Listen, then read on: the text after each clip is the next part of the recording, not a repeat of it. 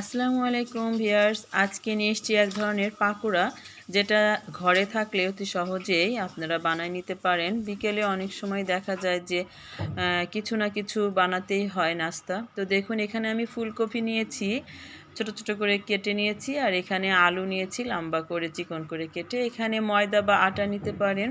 তার সাথে আমি মিশিয়ে নিচ্ছি 1 চা চামচ পরিমাণে ঝালের গুঁড়ো, আর এখানে আমি হাফ চা চামচ এটা দিয়ে নিচ্ছি। আমি হাফ চা চামচ খাবার সোডা এখানে মিক্সড করে নিয়েছি, আর এখানে কিন্তু আমি লবণটাও এর সঙ্গে দিয়ে মিক্সড করে নিয়েছি। এখন আমি এই 1 কাপ পরিমাণে ময়দা বা আটা আমি এর সঙ্গে মিশিয়ে নেব। তো এখানে আমি ভাজা জিরের গুঁড়ো 1 চা চামচ দিয়ে নিচ্ছি, আর কোনো উপকরণই আমি দেব না। দেখুন, একটু পানি দিয়ে আঠালো করে আমি এইভাবে মাখিয়ে নিয়েছি হাত দিয়ে।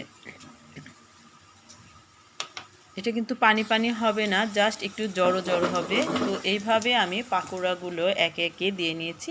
খুব একটা বড়ও করিনি, একদম ছোটও কিন্তু করিনি। তো আমি একে একে এইভাবে ভেজে নেব। তো এই ফাঁকে বলে নিচ্ছি, অবশ্যই আমার চ্যানেলটি আপনারা সাবস্ক্রাইব করে আমার চ্যানেলের পাশে থাকবেন। তো আমি সবগুলো এখন উল্টিয়ে দেব।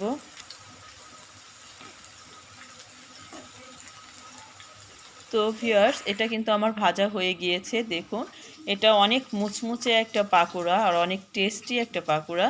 বিকেলে অনেক সময় দেখা যায় যে কি করব ভেবে পান না, ঘরে যা থাকবেন তাই দিয়ে তৈরি করে নেবেন। তো থ্যাংক ইউ সবাইকে।